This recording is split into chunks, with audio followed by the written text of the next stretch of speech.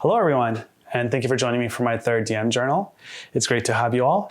So today I wanted to talk about what happened after the storm and what my players did in terms of heading into Beryl City. So after the storm, they are able to arrive at Beryl City. All this time, I am rolling random encounters for them.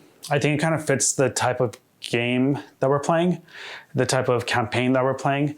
This campaign, it's like the players are basically, they're looking to catch more beasts. And so having the random encounters is part of the flavor of this campaign. I know a lot of DMs, they don't like to have random encounters, and I think I kind of fall on that side. I don't, generally, if I was running a more, I guess, traditional campaign, I would have limited random encounters.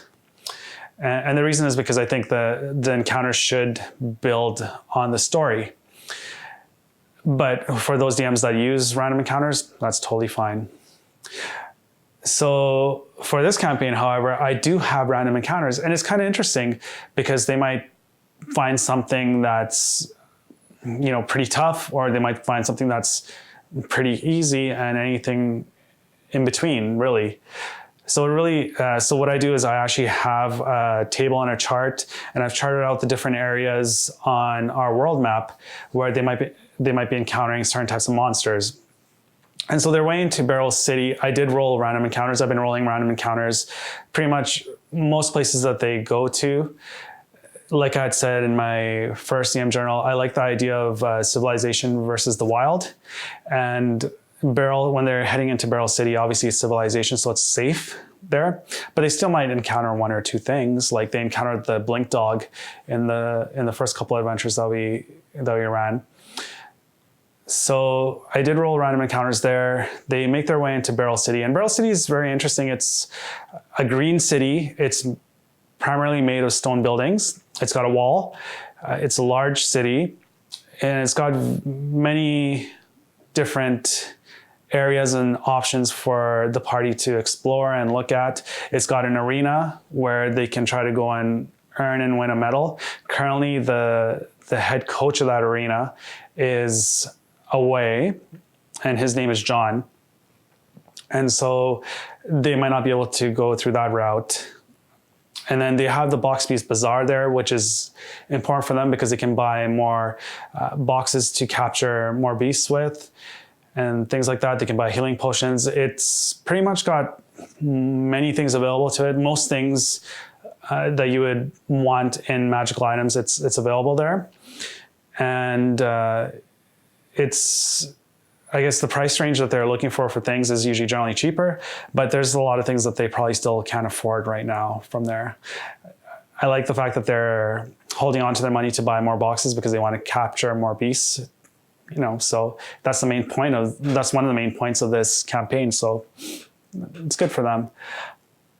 And so aside from that, there's also a Box Beast shrine there where they can go and get their beasts healed and have a free stay in the city and things like that. That place, the shrine runs on donations and things like that. There's other places that they can explore. There's obviously the Box Beast College, where people go and learn about the various monsters in the area and the region and how to train them and all the other things. So Beryl City has a lot to offer. One of the cool things about Beryl City is that it's right beside Beryl Forest, which is a huge forest. And if they want to delve into there, they can go and see if they can locate some cool and interesting beasts.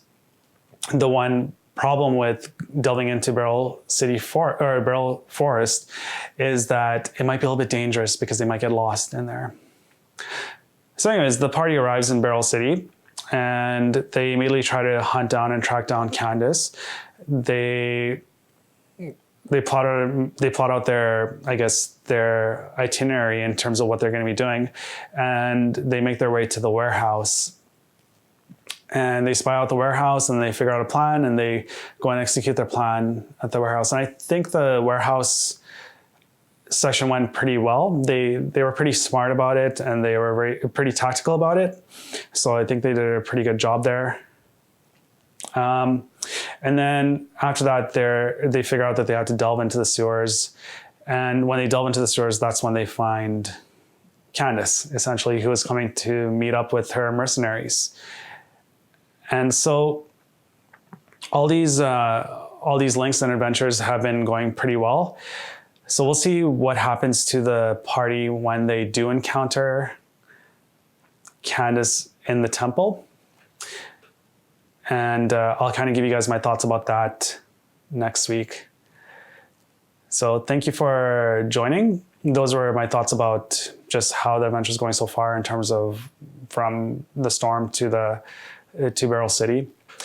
If you like what we do, please hit that like button. Comment if you like to, and leave us a note. We love reading your comments. And if you want to support us, please do so on Patreon. Every little bit counts, and every little bit goes towards bettering our equipment and being able to do more and more things in terms of putting out more content. So thank you so much for supporting us and helping us and sharing and everything like that. It's great to have you all along. I'll see you next week. Bye now.